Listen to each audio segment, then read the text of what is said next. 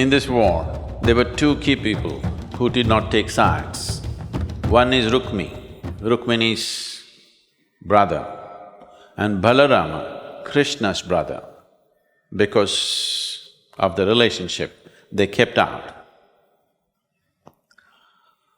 Another warrior from the south arrived on the battlefield with only 3 arrows in his quiver. And Krishna and others were there, pre-battle preparations are going on.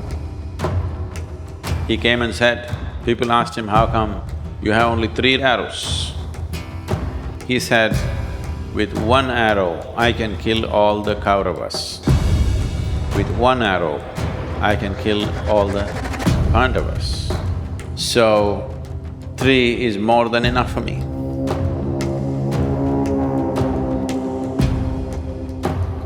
When Krishna heard this boast, he said, why don't you show what kind of skills you have? And he showed him a banyan tree with thousands and thousands of leaves. He said, let me see with a single arrow how many leaves you can pierce. Barbarik used a single arrow with the necessary empowerment of occult. He pierced every leaf on the tree and the arrow came and hovered around Krishna's feet, which was over a fallen leaf, waiting to pierce that. Krishna said, that's very impressive. And on whose side will you fight? Because nobody has seen him before, he's come from the south. He said, I will always fight on the losing side. Day by day, I will see. If Kauravas are losing, I'll fight for them. If Pandavas are losing, I'll fight for them. Any time when I see one particular army is losing, I will fight for them. Now Krishna looked at this situation, so if this guy is on the other side, you should not win. That'll be the formula.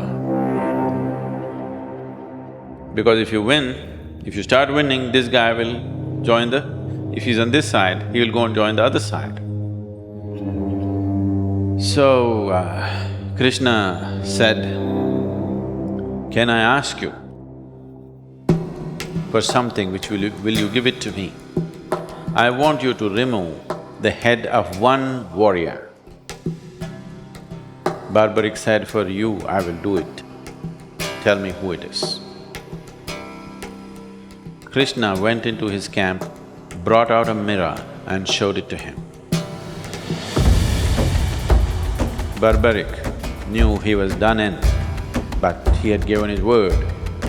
Before this, he asked one request, yes, but I have come all the way from the south to see this war. I want to see this war. Such a great war, a warrior like me, I don't want to miss it. I wanted to see the spectacle of this war. So Krishna said, that's okay, you remove your head. I will see that your head can see and speak. So he took his sword and removed his own head and held it by the hair and gave it to Krishna before he fell.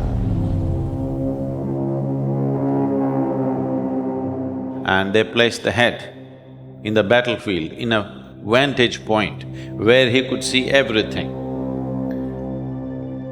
And it so happened that when the war began, anytime he saw something cowardly, something funny, Barbarik would laugh so uproariously, he would unnerve lot of soldiers. And just his laughter would create such a disharmony. Then, after a couple of days of battle, Krishna said, let us give him a much better vantage point. and moved the head to the top of the hill. From there he can see and laugh. Too close up, he is unnerving our soldiers. So that head was kept on the hilltop, sat there, just the head, watching the war, laughing, commenting and doing things. And after the war is over, Pandava soldiers, who are few left, they wanted to know in this battle who was the greatest warrior, who fought better than whom. They came and asked Krishna, who was the best warrior in this battle of 18 days? 18 days of absolute brutality and slaughter. Who was the best man in this? Krishna laughed and he said, why don't you go and ask Barbarik? He's been sitting there having a gallery view. He's in the stadium. He's looking at the whole game absolutely without missing anything. I've been into so many situations, I would have definitely missed something, ask him, he will know. So they went to Barbarik's head, which was sitting there on the mountain, and they asked, who is the greatest warrior? Who achieved the victory? Which warrior was the determining factor? So Barbarik said, it was neither Arjuna, nor Karna, nor Bhishma, nor Drona, nor Ashwatthama, nor Drishtadyumna, nor Pandavas, nor Kauravas, who decided the course of this war. It was Vishnu in a deceptive form. It is the Sudarshana Chakra which won the war.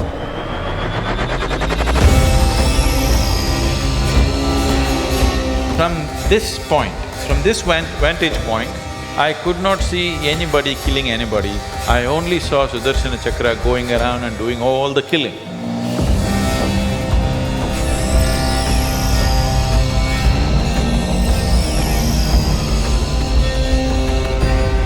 See, the symbolism is if you are little above, you would see it clearly. When you're in it, that's what Krishna is saying, I was in it, so I could see, you ask that guy, he's sitting above.